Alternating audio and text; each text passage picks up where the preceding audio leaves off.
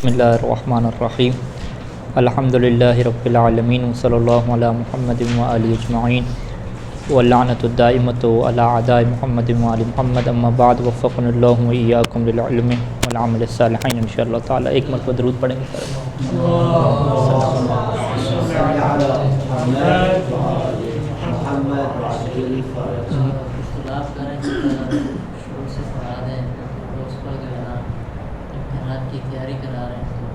نہیں وہ ہے ریکارڈنگ ہے نا، ریکارڈنگ موجود ہے انشاءاللہ۔ اس کو ختم کریں تاکہ الفیہ کی طرف شفٹ ہوں، ایسے آسان ہے انشاءاللہ۔ ہمتیں جوان رکھیں اپنی۔ اچھا، باب فی التنازع، یہ ساتھ جو متن ہے باب فی التنازع، اس کی آپ شرح کے اوپر آ جائیں۔ یسمى هذا الباب باب التنازع و باب الاعمال ایضا۔ مصنف کہتے ہیں کہ یہ جو ابھی باب تنازع ہے، اس کو باب تنازع کے ساتھ ساتھ ایک دوسرا نام دیتے ہیں باب اعمال کا بھی، ٹھیک ہے جی۔ لفظ سے واضح ہے تنازع سے، تنازع یعنی جھگڑا سے ہے، ٹھیک ہے۔ اور اعمال کیا مطلب؟ عمل کروانا، یعنی صورتحال یہ ہوتی ہے کہ ہمارے پاس جو معمول ہوتا ہے، معمول یعنی جس کے اوپر عمل کیا جاتا ہے، وہ ایک ہوتا ہے اور عامل اس کے کیا ہوتے ہیں؟ زیادہ ہوتے ہیں، ٹھیک ہے جی۔ اب یہ قانون ہے کہ جو زیادہ عامل ہیں وہ ایک ہی معمول کے اوپر عمل نہیں کر سکتے۔ اگر ایک چیز مفعول واقع ہوئی ہے ایک فعل کے لیے، تو اسی ٹائم پہ وہی چیز مفعول واقع ہو جائے دوسرے فعل کے لیے ایک ہی جملے کے اندر، ایسا نہیں ہو سکتا۔ لہذا جو دوسرا فعل ہے اس کا مفعول ہمیں محذوف بنانا پڑے گا، ٹھیک ہے جی۔ یہ ایک علم نحو کی کیا ہے؟ مجبوری ہے۔ تو اب بعض کا کیا ہوتا ہے کہ ہمارے پاس عامل زیادہ ہوتے ہیں، معمول اس کا ایک ہوتا ہے، تو پھر یہ بحث ہوتی ہے کہ یہ جو زیادہ عامل ہیں اس میں سے کس کو جو ہے وہ ہم نے عمل دینا ہے، ٹھیک ہے جی۔ اس بحث کا معنی کے اعتبار سے اتنا کوئی ثمرہ نہیں نکلتا، کیونکہ اس میں کوفیوں بصریوں کا اختلاف ہے جی۔ جو پہلے نمبر پہ فعل آئے گا اس سے آپ عمل دیں گے، دوسرے پہ آئے گا اس سے عمل دیں گے، کس کو دینا زیادہ بہتر ہے؟ آپ جس کو بھی عمل دیں، معنی کے اعتبار سے اس کا کوئی نتیجہ نہیں نکلتا، بس ایک آپ کہہ دیں کہ ایک قسم کی ٹیکنیکل قسم کی اور فنی طور پہ کیا ہے، یہ بحث ہے۔ تو اسی وجہ سے اسے باب اعمال کہتے ہیں کہ بھئی عمل کس کو دینا ہے۔ اعمال یعنی باب فعال سے ہے عمل کروانا، کہ کون سے آپ عامل کو عمل کروائیں گے۔ یہ ایک کلی خاکہ ہے، اور ابن ہشام نے اس کو مثالوں کے ذریعے سے کیا ہے واضح کیا ہے، اور عنوان بحث انہوں نے یوں شروع کیا ہے کہ وضابطہ، کہ جو تنازع کا ضابطہ کیا ہے کہ ان یتقدم عاملان او اکثر، کہ سب سے پہلے جو ہے ہمارے پاس دو عامل ہونے چاہیے کم از کم، کیونکہ دو ہوں گے تو لڑائی شروع ہوگی نا، ایک سے تو نہیں مسئلہ بنے گا، کہ دو یا دو سے زیادہ عامل کیا ہو جائیں، پہلے آ جائیں، اور وہ یتاخر و معمول او اکثر، اس کے بعد کیا آ جائے؟ ایک معمول آ جائے یا ایک سے زیادہ آ جائے، ٹھیک ہے جی۔ وَيَكُونُ كُلُّ مِنَ الْمُتَقَدِّمِ طالباً لذالک المتاخر، اور صورتحال کیا کہ کل من المتقدم، کہ متقدم میں سے ہر ایک، جو پہلے عامل آ رہے ہیں زیادہ، ان میں سے ہر ایک کیا ہو جی؟ طالباً طلب کر رہا ہو اس متاخر کو، یعنی اس معمول کو۔ اچھا، اب اس کی صورتیں کیا مان رہی ہیں؟ سب سے پہلی صورت یہ بیان کرتے ہیں کہ مثال و تنازع العاملین معمولا واحدا، دو عامل ہیں ہمارے پاس اور معمول ایک ہے، یہ پہلی صورت ہے۔ اس کی وہ مثال لے کر آتے ہیں قرآن مجید کی آیت آتونی افرغ علیہ قطرا، آتونی تم میرے پاس لے کر آؤ، ٹھیک ہے، یہ میرے پاس لے کر آؤ، کس چیز کو لے کر آؤ؟ اسی بھی کیا ایک مفعول چاہیے، ٹھیک ہے جی۔ اور افرغ علیہ، میں اس کے اوپر ڈال دوں، کیا چیز ڈال دوں؟ اس سے بھی کیا چاہیے؟ ایک مفعول چاہیے، ٹھیک ہے جی۔ تو قطرن جو ہے نا یہاں پہ قطرن، جس کا مطلب کیا ہوتا ہے؟ تانبا، پگھلا ہوا تانبا، یعنی میرے خیال میں حضرت داؤد کا قصہ ہے کہ اس دیوار کے اوپر میں پگھلا ہوا تانبا ڈال دوں۔ تو اب اردو کے اعتبار سے آپ یوں دیکھیں کہ میرے پاس تانبا لے کر آؤ، یہ بھی درست بنتا ہے، اور میں اس کے اوپر تانبا ڈال دوں، یہ بھی کیا بنتا ہے؟ درست بنتا ہے۔ تو تانبا ایک ہے ہمارے پاس، قطرن جو ہے وہ یہاں پہ معمول کیا ہے؟ ایک ہے، جبکہ جو اس کے عامل ہیں وہ دو ہیں، یعنی دونوں اس کے ساتھ تعلق پکڑیں گے۔ آتونی کیوں تعلق پکڑے گا؟ آپ کہیں گے بھی آتونی تو فعل امر ہے نا آتو، نون وقایا ہوگی تو یا اس کا مفعول ہو گیا، تو آپ کہیں گے وہ اس وجہ سے اس کا تعلق پکڑتا ہے کیونکہ جو آتونی ہے یہ دو مفعولوں کو چاہتا ہے، ٹھیک ہے جی۔ جب یہ دو مفعولوں کو چاہتا ہے تو ایک مفعول تو اس کا آ گیا آتونی میں، دوسرا مفعول اسے چاہیے، ٹھیک ہے۔ یہ آپ نحوی طور پہ کہیں گے۔ اردو میں سمجھانے کے لیے کیا کہیں گے؟ آپ کہیں گے خود لفظ اب جب آپ بولتے ہیں کہ میرے پاس لے کر آؤ، میرے پاس لے کر آؤ، اس کا مطلب ابھی جملہ مکمل نہیں ہوا، ایک اور مفعول کی ہمیں ضرورت ہے، تو میرے پاس لے کر آؤ یہاں پہ اسے ایک اور چیز کی ضرورت ہے، ٹھیک ہے۔ اور اسی طریقے سے افرغ علیہ، میں اس کے اوپر ڈال دوں، اس کو بھی کیا ایک مفعول کی ضرورت ہے، کیونکہ جس چیز کو اس کے اوپر ڈالنا ہے وہ چیز بھی کیا ہمارے پاس ہونی چاہیے۔ تو آتونی افرغ علیہ یہ دونوں پہلے عامل آ گئے، اور قطرن کیا ہے بعد میں آ گیا، اور قطرن دونوں کے ساتھ کیا تعلق پکڑ سکتا ہے۔ اسے ناو کی تعبیر میں کیا کہیں گے کہ کل من المتقدم طالبا لذالک المتاخر، کہ ہر ایک جو ہے وہ اس متاخر کو طلب کرنے والا ہے، طلب کرنے والا ہے یعنی معنی کے اعتبار سے ہر عامل کا بعد والے مفعول کے ساتھ ایک رشتہ بن سکتا ہے۔ تو اب یہاں پہ جو ہے وہ آپ کیا کہیں گے کہ اگر آپ آخری معنی کے اعتبار سے دیکھیں تو نتیجہ کیا نکلے گا کہ اس دیوار کے اوپر تانبا ڈال دینا نا انہوں نے، ٹھیک ہے۔ تو چاہے آپ ترجمہ یوں کریں کہ میرے پاس تانبا لے کر آؤ میں اسے اس کے اوپر ڈال دوں، یا یہ لے کر آپ ترجمہ کریں کہ میرے پاس لے کر آؤ اور میں تانبا اس کے اوپر ڈال دوں، نتیجہ کیا نکلے گا کہ دیوار کے اوپر تانبا ڈل جائے گا، ٹھیک ہے، اس میں کوئی فرق نہیں ہوگا۔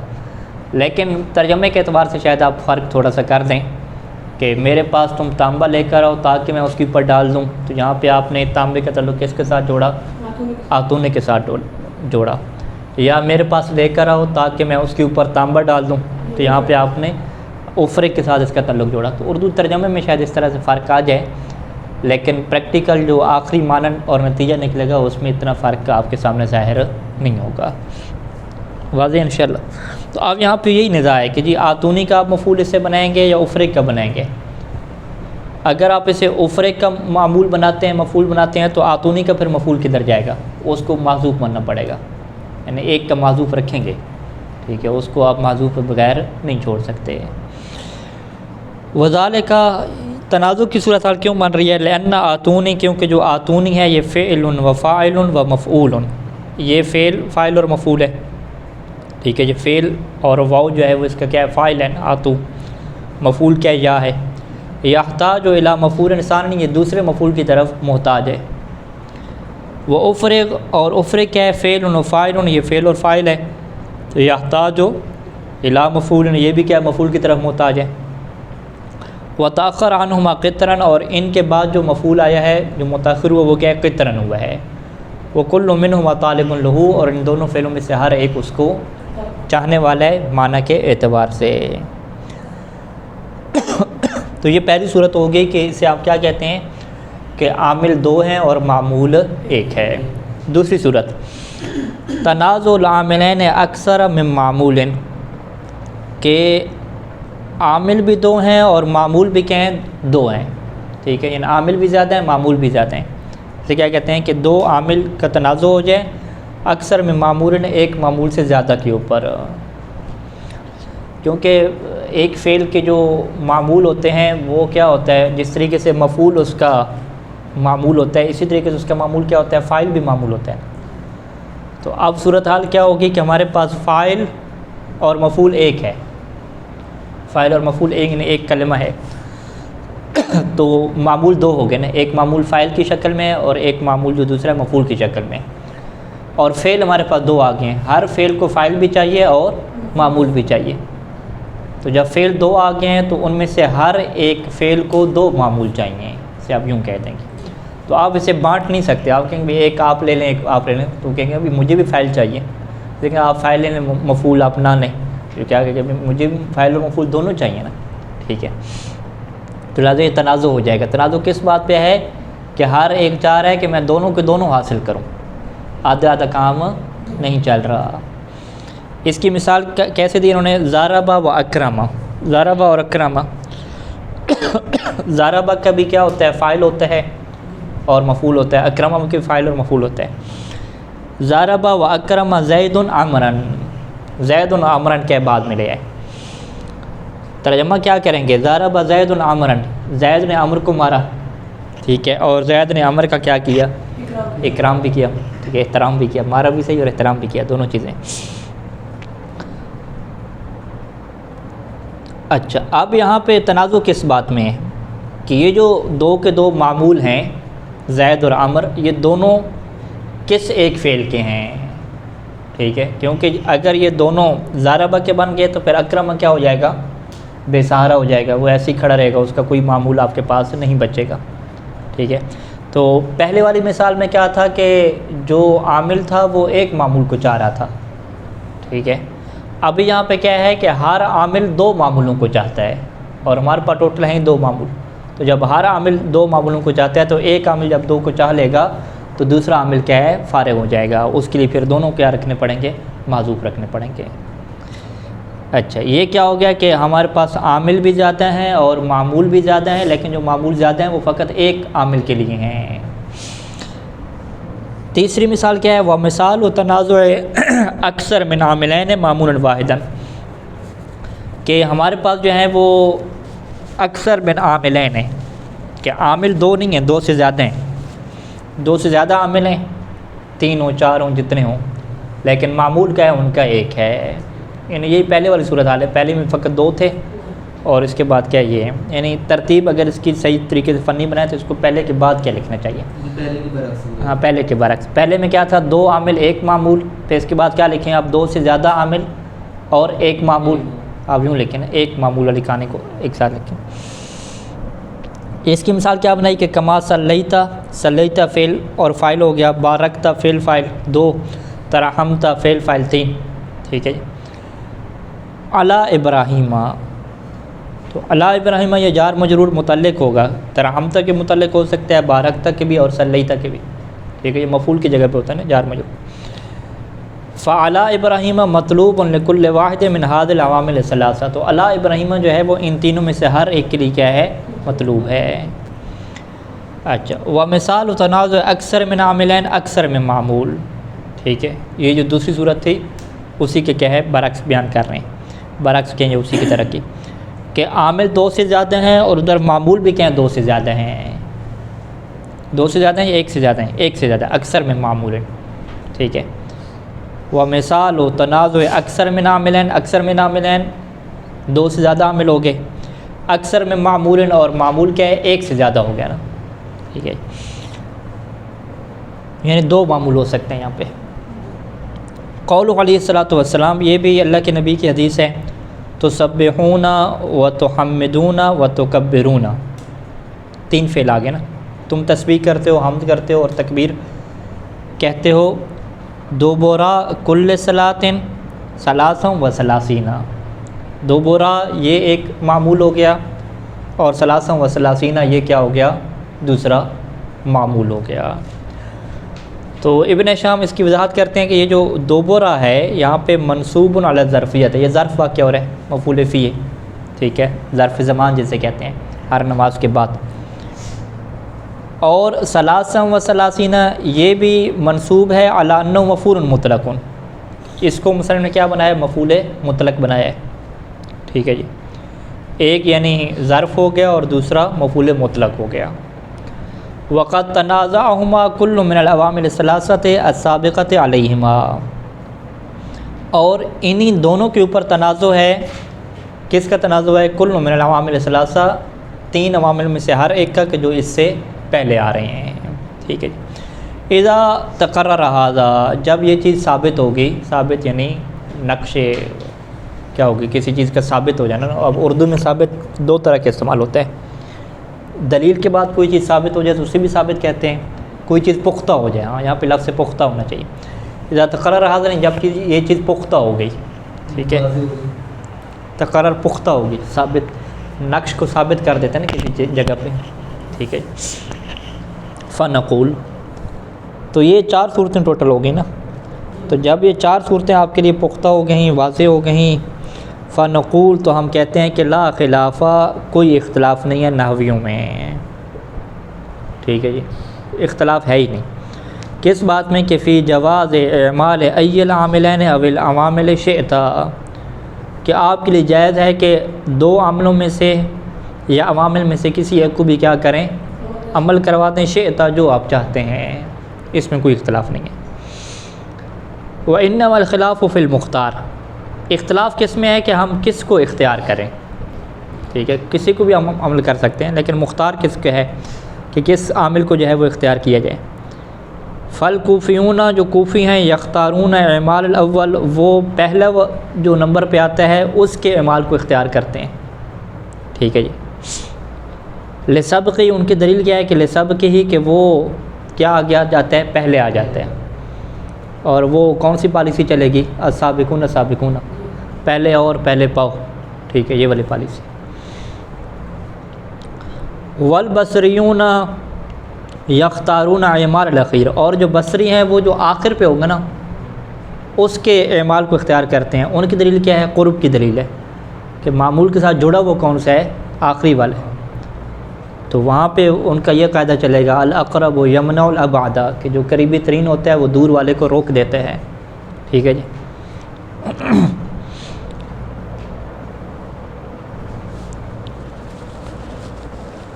تو یہ پھر اختلاف ہو گیا نا، مصنف کیسے کہہ رہے ہیں اختلاف نہیں ہے؟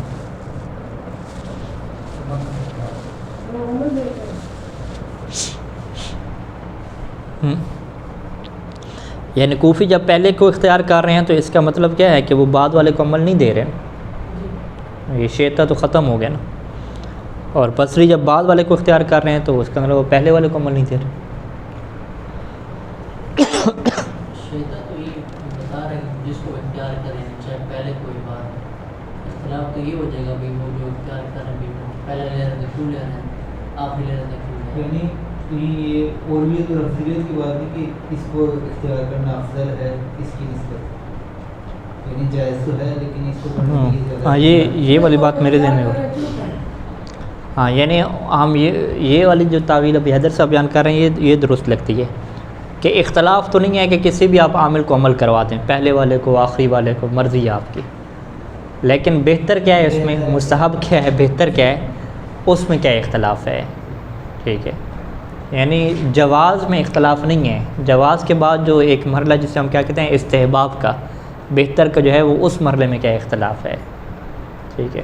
تو یہ اس طرح پہ دو باتیں کیا مصنف کی جمع ہوں گی، یعنی جواز کے مرحلے میں کوئی ایشو نہیں ہے، معنی درست ہو جائے گا، یعنی کوفی بھی بصریوں کے کلام کو غلط نہیں کہیں گے کہ آپ نے جو ہے وہ غلط کام کیا ہے، معنی غلط ہو گیا، نہیں وہ بھی اسے غلط نہیں کہیں گے، بصری بھی کوفی کو غلط نہیں کہیں گے، دونوں کیا کہیں گے کہ بہتر یہ ہے ہماری نظر میں کہ آخری کو عمل کروایا جائے، ٹھیک ہے۔ کوفی کیا کہیں گے بہتر یہ ہے کہ پہلے کو عمل کروایا جائے، تو یہ ساری چیز کس کی ہے، بہتر کی بحث ہے، جواز کی بحث نہیں ہے، وگرنہ جواز میں کوئی اختلاف نہیں ہے۔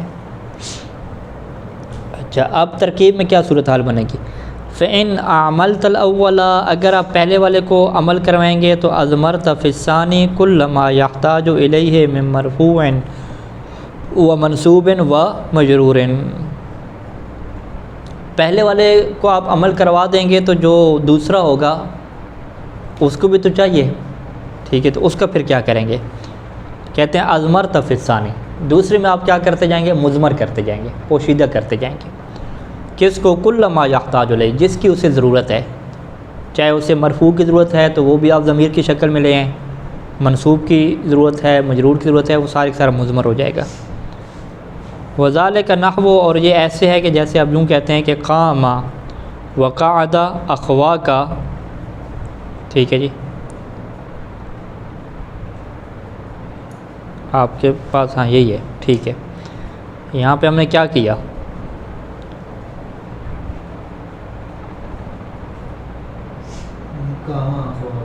قاعدہ کے بعد الف نہیں لگی ہوئی آپ کے پاس، دونوں مفرد کے ہیں، اخوا اس میں تسنیہ نہیں ہو سکتا، نہیں اس کا یوں ہونا چاہیے تھا نا، قام وقعدا اخوا کا، قعدہ میں ہم ضمیر کو بنا لیتے اس کا فاعل، اور قامہ کا فاعل کیا ہو جائے گا، اخوا کا ہو جائے گا، ظاہر ہو جائے گا۔ اخوا بھی میرے خیال میں تسنیہ مضاف ہونے کی وجہ سے تسنیہ ہے نا، تسنیہ ہے، یعنی قاعدہ کے یعنی قانون ہمیں کیا ملا؟ قانون یہ ملا کہ قامہ عمل کر جائے گا اخوا کے اوپر، قامہ فعل ہو جائے گا، اخوا کا اس کا فاعل ہو جائے گا۔ قاعدہ کو فاعل کی ضرورت ہے نا، ٹھیک ہے۔ قاعدہ کا جو فاعل ہے اس کو اگر آپ پوشیدہ رکھتے ہیں تو وہ کیسے رکھیں گے پوشیدہ؟ قاعدہ تو ہمیں فاعل کا کیا چاہیے؟ تثنیہ کا چاہیے نا، تو تثنیہ کے ضمیر تو پوشیدہ ہوتے ہی نہیں ہیں۔ جب پوشیدہ نہیں ہوتی تو لہذا قاعدہ کو ہم کیا بنانا پڑے گا؟ قاعدہ بنانا پڑے گا، الف لگانی پڑے گی، ٹھیک ہے۔ قامہ وقعدہ اخوا کا یوں ہو جائے گا، تو دوسرے کا فاعل کیا ہو جائے گا؟ ضمیر ہو جائے گی۔ اور یہ جو قاعدہ میں جو ضمیر ہو جائے گی نا، اس ضمیر کو کیا کہتے ہیں؟ ضمیر مرفوع کہتے ہیں۔ یہ ضمیر مرفوع کس کی طرف پلٹے گی؟ وہ دونوں کھڑے ہوئے ہیں، یہ بعد والے کی طرف پلٹے گی۔ اخوا کا جو بعد میں آ رہا ہے یہ اس کی طرف پلٹ جائے گی۔ اور ضمیر مرفوع کے بارے میں یہ نظریہ ہے ناویوں کا کہ وہ بعد والے کی طرف پلٹ سکتی ہے، کیونکہ مرفوع سے جان آپ نہیں چھڑا سکتے، مرفوع ہر صورت میں آنی ہے، پہلے ہے بعد میں ہے، تو لہذا ضمیر کو پلٹا دیں بعد والے کی طرف، تو اس میں مشکل نہیں ہے، ٹھیک ہے۔ تو عبارت یہ ہونی چاہیے۔ دوسری نے کیا مثال دی کہ قام و ضربتہما اخوا کا، ٹھیک ہے جی۔ اس میں قامہ تھا اور دوسرا پھر ہمارے پاس کیا تھا؟ ضربتو تھا، یعنی قامہ و ضربتو اخوا کا۔ صورتحال کیا تھی کہ قامہ کو فاعل چاہیے تھا اور ضربتو کو کیا چاہیے تھا؟ مفعول چاہیے تھا۔ تو قامہ کا فاعل ہم نے اخوا کا بنا دیا، ضربتو کا جو مفعول تھا وہ کیا پھر بنائیں گے؟ اس کی جگہ پہ ہم کیا لے کر آئیں گے؟ ہاں تو فاعل ہو گیا، تو آنا نہیں، تو ضربتو میں تو فاعل ہو گیا نا، مفعول کدھر ہے اس کا؟ تو مفعول میں کیا آپ ہما لے کر آئیں گے، یعنی مفعول کو آپ کیا لے کر چلے گئے؟ مضمر لے کر چلے گئے۔ یعنی پہلی جو مثال تھی قام وقعدہ میں، وہاں پہ آپ ضمیر آپ نے کون سی بنائی؟ فاعل کی بنائی۔ دوسری میں آپ نے ضمیر کس کی بنائی؟ قام و ضربتہما اخوا کا میں ہما کس کی ضمیر بنائی؟ آپ نے مفعول کی بنا دی، ٹھیک ہے۔ دو مثالیں ہوں گی، یعنی مصنف نے کیا کہا ہے کہ جو بھی محتاج ہوگا، یعنی دوسرے کو جس چیز کی احتیاج ہوگی اس کو آپ نے کیا بنانا ہے؟ مضمر کرنا ہے نا، ضمیر میں کنورٹ کرنا ہے، پوشیدہ کرنا ہے، واضح؟ تو لہٰذا دوسری مثال سے ظاہر ہوتا ہے کہ پہلے والا جو ہے نا قاعدہ کے بعد الف لکھنی چاہیے تھی، کسی بھی نسخے میں نہیں لکھی تو وہ غلطی ہے، قاعدہ وہاں پہ الف آنی چاہیے۔ اچھا، اگلی مثال قام و مررت بہما اخوا کا، ٹھیک ہے جی۔ اب یہاں پہ قام کو کیا چاہیے؟ فاعل چاہیے اخوا کا، اور مررتو بے اخوائی کا یوں ہونا چاہیے نا۔ مررتو میں جو با ہے، جار، حرف جار ہے، اس کو کیا چاہیے؟ مجرور چاہیے نا، ٹھیک ہے۔ ہمارے پاس اخوا کا تو ایک ہے، اس کا کیا کریں گے؟ اخوائی کا کریں گے یا اخوا کا کریں گے؟ اب یہاں پہ پہلے والے کو ہم عمل دے رہے ہیں، قامہ کو جب پہلے والے کو عمل دے رہے ہیں کہ جو دوسرا کا مجرور جو ہے نا مررتو کا، اسے کس میں لے جائیں گے؟ ضمیر میں کیا لے جائیں گے؟ تو وہاں پہ آپ ضمیر کیا بنا دیں گے؟ ہما کی ضمیر کو رکھیں گے، وہ مررتو بہما اخوا کا۔ تو بس پھر نتیجہ کیا نکلے گا؟ نتیجہ یہ نکلے گا کہ ضمیر جو مجرور ہے یہاں پہ وہ بعد والی کی طرف کیا پلٹے گی۔ اچھا، اب اس کی وضاحت مصنف کرتے ہیں۔ وذالک لأن الاسم المتنازع فیہ، اور اس کی وجہ کیا ہے کہ وہ اسم جس کے اندر تنازع تھا وہ اخوا کا فی المثال، وہ اس مثال میں اخوا کا تھا، تینوں مثالوں میں کیا اخوا کا تھا؟ فی نیت تقدیم، وہ تقدیم کی نیت میں ہے۔ تقدیم کی نیت میں کیسے ہو گیا جی؟ کیونکہ آپ نے اس کے اوپر عمل کس کو کروایا ہے؟ قامہ کو کروایا نا، پہلے والے کو کروایا نا۔ جب قامہ کروایا تو قامہ کے بعد کیا ہونا چاہیے؟ فوراً اس کا فاعل آنا چاہیے، یعنی قامہ اخوا کا وقعدہ یوں بن گیا نا۔ تو بس اصل میں دیکھا جائے تو جو قامہ کا فاعل ہے وہ اس کے ساتھ ملا ہوا ہے، فاصلہ نہیں ہے۔ فالضمیر وإن عاد علی متأخر لفظا، تو یہاں پہ ضمیر اگرچہ آپ کو لگ رہا ہے کہ عاد علی متأخر لفظا، کہ یہ متأخر کی طرف پلٹ رہی ہے، لیکن وہ جو متأخر ہے وہ لفظاً ہے، لفظی طور پہ ظاہری طور پہ جو لکھا ہوا ہے وہ متأخر ہے، لیکنہ متقدم رتبتاً، لیکن حقیقت میں دیکھا جائے تو وہ کیا ہے؟ رتبتاً کیا ہے؟ متقدم ہے۔ تو بس یہاں پہ ضمیر فاعلی میں تو چلیں یہ قانون آ جائے گا کہ وہ متأخر کی طرف پلٹ سکتی ہے، ٹھیک ہے۔ بعد والے میں اور شروع ضمیر فاعلی میں بھی حد تک ہے آپ یہ قانون دے سکتے ہیں کہ ضمیر متأخر کی طرف نہیں پلٹ سکتی، کہاں پہ؟ جب متأخر لفظاً اور رتبتاً دونوں طرح سے ہو۔ لیکن اگر متأخر لفظاً ہو اور رتبتاً اور حقیقتاً وہ متقدم ہو تو اس کی طرف پھر ضمیر پلٹ سکتی ہے، اس میں پھر کوئی مشکل نہیں رہتی۔ تو لہٰذا یہاں پہ پہلے والے کو جب اعمال کروائیں گے اور دوسرے میں آپ ضمیر لگائیں گے تو دوسرے میں ضمیر لگانے کی وجہ سے یہ مشکل آپ کی ختم ہو جائے گی کہ آپ کہیں گے کہ پھر دوسرے میں جب ضمیر لگائیں گے تو وہ بعد والی طرف کیسے پلٹے گی، ٹھیک ہے۔ تو ہم کیا کہیں گے، وہ بعد والی طرف پلٹ رہی ہے کیونکہ بعد والا حقیقت میں کیا ہے، پہلے ہے، واضح۔ اچھا یہ صورتحال ہوگی جب آپ پہلے کو عمل کروائیں گے۔ وَإِنْ أَعْمَلْتَ ثَانِيًا، اور اگر آپ دوسرے کو عمل کروائیں گے پھر کیا صورتحال بنے گی؟ فَإِنْ احْتَاجَ الْأَوَّلُ إِلَى مَرْفُوعٍ، اب یہاں پہ الگ الگ کر دیا۔ اگر پہلے کو ضرورت ہے مرفوع کی، اضمرتہ تو پھر تو آپ کیا لگا دیں گے، اس کو آپ ضمیر دے دیں گے مرفوع کی۔ یہی والی مثال ہے قامہ وقعد اخواکہ کی۔ یہاں پہ آپ نے کیا کیا، قامہ، اس کو آپ نے کیا دے دی، ضمیر دے دی نا، ایسی ہے قامہ کے در ضمیر لگ گئی نا الف کی۔ لیکن وقعد اخواکہ میں قعدہ کو آپ نے ضمیر نہیں دی، اس کا فاعل کیا ہو گیا، ظاہر ہو گیا۔ تو یہاں پہ اب وہ سوال آ جائے گا کہ قامہ کی جو ضمیر ہے یہ کس کی طرف پلٹ رہی ہے؟ قامہ میں جو ضمیر ہے یہ بھی اخوا کی طرف پلٹ رہی ہے۔ یہاں پر جو اخوا کا ہے یہ متاخر ہے۔ اچھا یہ جو متاخر ہے وہ رتبتاً بھی متاخر ہے اور لفظاً بھی متاخر ہے کیونکہ وہ قاعدہ بعد میں آ گیا نا، ٹھیک ہے۔ تو چونکہ یہ ضمیر مرفوع کی ہے تو ضمیر مرفوع کیا ہے، بعد والا کی طرف پلٹ سکتی ہے، چاہے بعد والا کیا ہو، رتبتاً بھی کیا ہے، بعد والا ہو، اس میں کوئی ایشو نہیں رہتا، ٹھیک ہے جی۔ تو لہٰذا ضمیر مرفوع میں تو یہ مشکل حل ہے ہماری کہ پہلے والے کو آپ ضمیر دے دیں اور بعد والی طرف پلٹنا لازم آئے گا، تو وہ ضمیر مرفوع ہے چونکہ اس میں ایشو نہیں بنے گا۔ وَإِنِ احْتَاجَ إِلَى مَنْصُوبٍ أَوْ مَخْفُوظٍ، اور اگر یہ محتاج ہوا، کون سا، پہلا، ٹھیک ہے، دوسرے کو تو آپ عمل کروا لیں نا۔ اگر پہلا جو ہے وہ محتاج ہوا منصوب کی طرف یا مخفوظ کی طرف تو پھر آپ وہ ضمیر نہیں لگائیں گے بلکہ حذفتہ اسے آپ محذوف رکھیں گے، ٹھیک ہے جی، مضمر نہیں بنائیں گے، پوشیدہ نہیں رکھیں گے بلکہ اسے آپ محذوف رکھیں گے، واضح۔ تو ضمیر میں پوشیدگی ہوتی ہے اور معذوف میں کیا ہوتا ہے کہ خود وہ جو کلمہ ہے وہ کیا ہو گیا، معذوف ہو گیا۔ فقلت، پس آپ جو مثال ہے وہ کیسے بنائیں گے، ضربت و ضربنی اخواک، ضربت تو وہ فعل اور فاعل ہے نا، تو فاعل ہے، اس کو کس کی ضرورت ہے، مفعول کی ضرورت ہے۔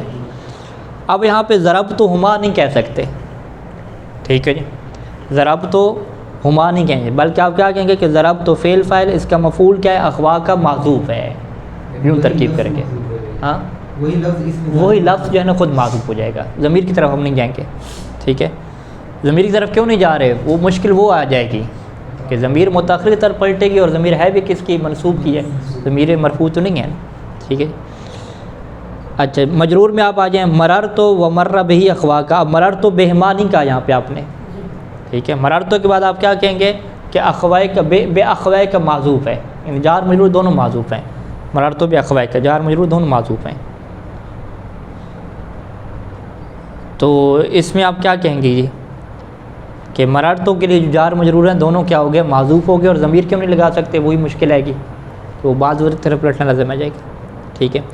ولا تقول، اور یہاں پہ آپ یہ نہیں کہہ سکتے ضربتہما کہیں یا ولا مررت بہما، یہ دونوں نہیں کہہ سکتے، کیوں نہیں کہہ سکتے، لأن عود ضمیر علی ما تأخر لفظا و رتبۃ، کیونکہ ضمیر کا پلٹنا اس کی طرف کہ جو متأخر ہو لفظا و رتبۃ، انما اغتفر فی المرفوع، یہ مرفوع میں تو معاف ہو جاتا ہے، ٹھیک ہے، کیوں، لأنہ غیر صالح للسقوط، کیونکہ جو مرفوع ہوتا ہے وہ سقوط کی صلاحیت ہی نہیں رکھتا، مرفوع کو تو لیں گے نہیں تو فعل ہی نہیں بنے گا، کوئی فعل بغیر مرفوع کے نہیں ہوتا، ٹھیک ہے۔ اسی وجہ سے ہم کیا کہتے ہیں کہ اسم کی جو تین قسمیں ہیں، اسم کی کہہ رہے ہیں کلمہ کی تین قسم کیا ہیں، اسم، فعل اور حرف، تو وہ کہتے ہیں کوئی ایسا فعل آپ نہیں دکھا سکتے جو اسم کے بغیر ہو، ٹھیک ہے، کوئی بھی آپ فعل لے کر آئیں گے اس کے اندر اسم ضرور آئے گا کیونکہ فعل بغیر اسم اور مرفوع کے بنتا ہی نہیں ہے۔